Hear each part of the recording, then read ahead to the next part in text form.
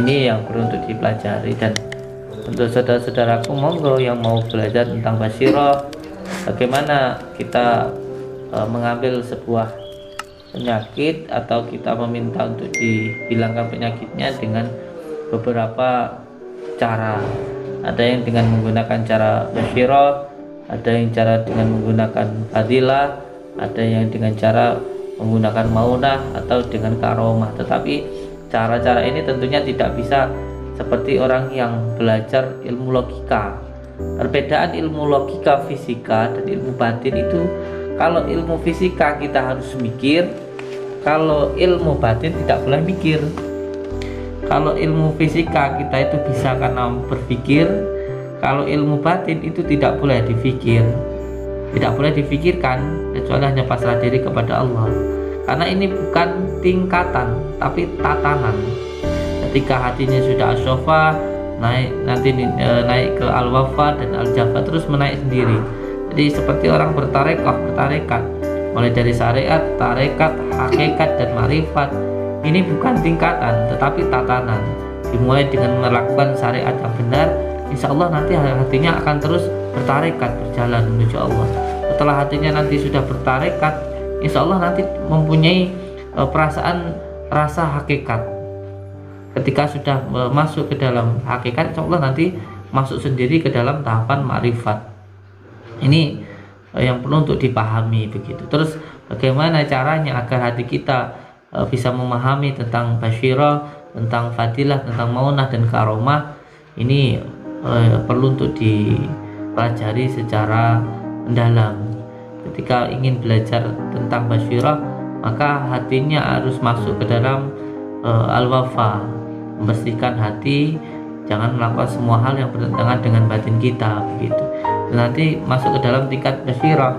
Setelah dia belajar tentang basyirah, insya Allah ketika mau masuk ke tingkat fadilah, maka dia harus mempunyai sebuah makanan batiniyah, yaitu sebuah tarekoh, atau orang Jawa bilang tirakat begitu. Tirakat itu tentu harus, yang pertama bersabar, yang kedua harus betah melek. Itu yang pertama, harus betah melek. Karena apa? Karena kalau dohirnya ini lemah, maka batinnya kuat. Tetapi kalau dohirnya ini kuat, maka batinnya akan lemah. Oleh sebab itu, untuk melemahkan dohir, yaitu hawa nafsu, duniawi, kesenangan, ya harus mengurangi kesenangan sendiri. Seperti banyak makan harus dikurangi, banyak tidur harus dikurangi, harus kuat melek. Itu untuk melemahkan dohirnya. Ketika dohirnya nanti lemah, maka batinnya akan kuat. Nah, kalau di pondok pesantren ketika belajar tentang fadilah, maka dia harus mengamalkan Yasin Fadilah. Yasin Fadilah ini bagaimana cara pengamalannya? Surat Yasin itu dibaca selama 41 hari, satu harinya dibaca 41 kali, dan ada beberapa ayat yang terus diulang-ulang. Contoh ketika membaca Yasin itu diulang sampai 17.000 kali, atau paling tidak 77 kali. Setelah itu nanti di Salamun Qaulam mir Rabbir Rahim itu diulang sampai 99 kali. Nanti yang di surat Yasin yang terakhir, yang innama amruhu idza arada syai'an ayyaqul kun fayakun, itu diulang sebanyak 99 kali selama 41 kali. Ini untuk belajar tentang fadilah. Nanti kalau mau setelah mengamalkan ini, biasanya akan ada rasa-rasa yang itu sendiri hanya dirasakan oleh yang mengamalkan. Karena ilmu rasa ini tidak bisa diceritakan, bisanya hanya dirasakan. Seperti seseorang yang minum kopi, dia hanya bisa merasakan manisnya kopi hanya yang meminumnya saja. Kalau tidak pernah minum kopi, diceritain manisnya kopi, ya sama kayak cerita sama angin, sesuatu hal yang bohong. Ya cerita ke panjenengan, Kang, kopi itu manis, enak, nikmat, tapi saya tidak pernah minum kopi, ya percuma, tidak akan ngerti, cuma ho-ho tok, atau mungkin akan mengira itu suatu hal yang bohong. Maka kalau pernah minum kopi, rasanya nikmat dan sangat mengenakan begitu. Nah, ini hanya bisa dirasakan bagi yang mengamalkan atau yang meminum kopi tadi. Jadi ilmu rasa itu hanya bisa dirasakan oleh yang mengamalkan. Maka di situ biasanya jarang sekali diceritakan tentang keghaiban maupun ditunjukkan.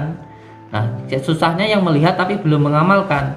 Ini menjadi sesuatu hal yang terkadang jindik atau menduga-duga. Pada akhirnya menjadi sebuah prasangka dan fitnah. Ini berbahaya. Oleh sebab itu, biasanya di pondok pesantren itu tidak pernah diceritakan nanti ketika jenengan mengamalkan ini sampai nanti bisa begini, bisa begini, bisa begini, tidak diceritakan atau tidak diberitahukan. Biarkan mengamalkan sendiri, pada akhirnya nanti bisa merasakan, kan begitu. Tetapi sebenarnya diceritakan pun juga tidak apa-apa, itu sebagai bentuk penyemangat untuk menimbulkan semangat di dalam hatinya, tetapi tidak boleh tertuju pada hal itu. Nah, setelah belajar tentang fadilah, biasanya terus belajar tentang maunah ke tingkatan selanjutnya begitu. Nah, tingkatan maunah ini pengamalan di pondok pesantren itu di tempat saya biasanya dengan membaca surat Al-Ikhlas, dibaca sebanyak 12.000 kali terus menerus begitu di setiap harinya. Bahkan kalau di tempat kami itu ditempatkan di suatu tempat yang itu namanya dia itu masuk ke dalam dan tidak keluar gitu. Jadi topo di dalam begitu, keluar hanya untuk wudhu, untuk sholat saja begitu. Bahkan kadang dengan tayamum begitu. Jadi tidak keluar sama sekali dan tidak berbicara selama mengamalkan itu, terus membaca surat Al-Ikhlas begitu. Jadi pati geni bisa dibilang begitu. Nanti setelah itu biasanya terus mengamalkan yang tingkat selanjutnya, tingkat karomah gitu. Biasanya ini kalau karomah ini dia harus mati sebelum mati begitu. Jadi biasanya zikirnya itu wiridnya dipendem gitu. Ini nanti ada beberapa santri kita yang saya kirim ke pondok saya itu dipendam dengan zikirnya itu di dalam tanah luweng gitu.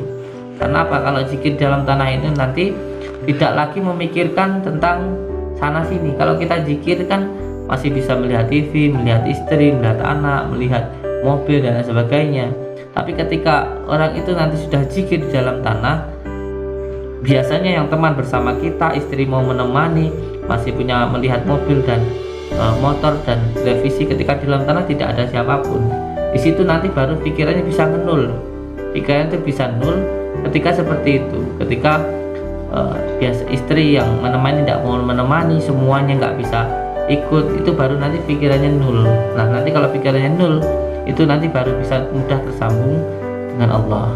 Oleh sebab itu zikirnya di dalam tanah. Nanti insya Allah akan kita ajarkan secara online insya Allah nanti kepada saudara-saudaraku semuanya, dan insya Allah nanti kalau Allah memberikan waktu nanti kita ijazahkan, dan semoga bisa memberikan manfaat untuk saudaraku semuanya. Yang terpenting sesama saudara jangan sampai ada kebencian, karena puncak dari sebuah keilmuan itu pada dasarnya ialah cinta.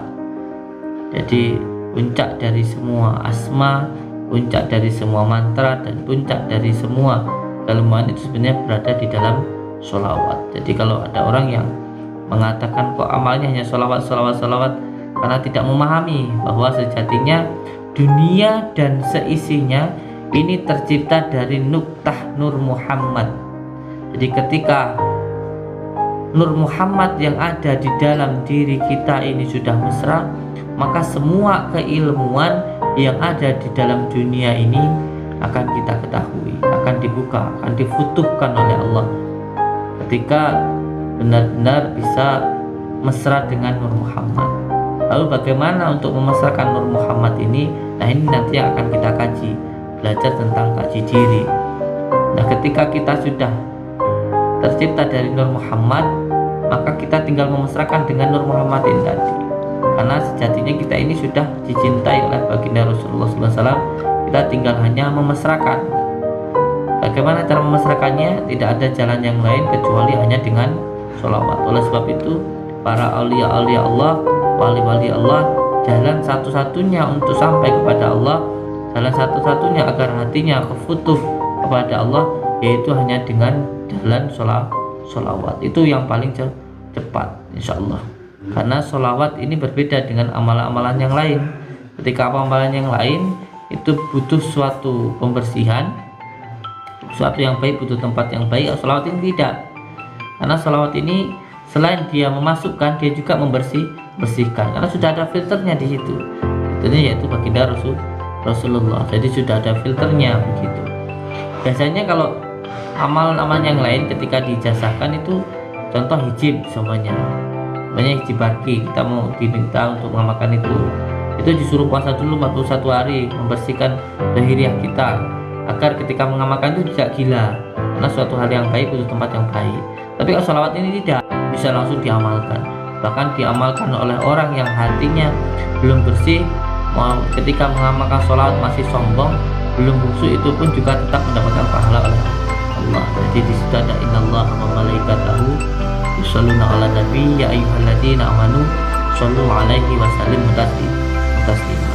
Jadi di situ ada kata-kata penekanan innallah, ini loh saya Allah, dan wa malaikatahu, dan malaikat-malaikat saya ini orang yang makhluk yang paling dekat dengan saya itu juga bersolawat, dan ya ayyuhalladzina amanu, dan apabila kamu itu benar-benar orang muslim dan kamu itu benar-benar hambaku, maka kamu akan senang bersolawat. Cukup sekian, terima kasih saya ucapkan. Saya mohon maaf Samsudin Al-Fakir apabila ada hal yang mungkin tidak berkenan, dan semoga kita semuanya tetap tersambung silaturahmi. Amin. Dan tetap saling mendoakan, semoga semua saudara-saudaraku selalu dalam lindungan Allah, mendapatkan rezeki yang berkah, barokah, berlimpah, bisa untuk pergi ke Mekah, ke Madinah, sisanya bisa buat beli sawah dan menjadi keluarga yang sakinah, mawadah, warahmah. Wabillahi taufiq wal hidayah. Assalamualaikum warahmatullahi wabarakatuh.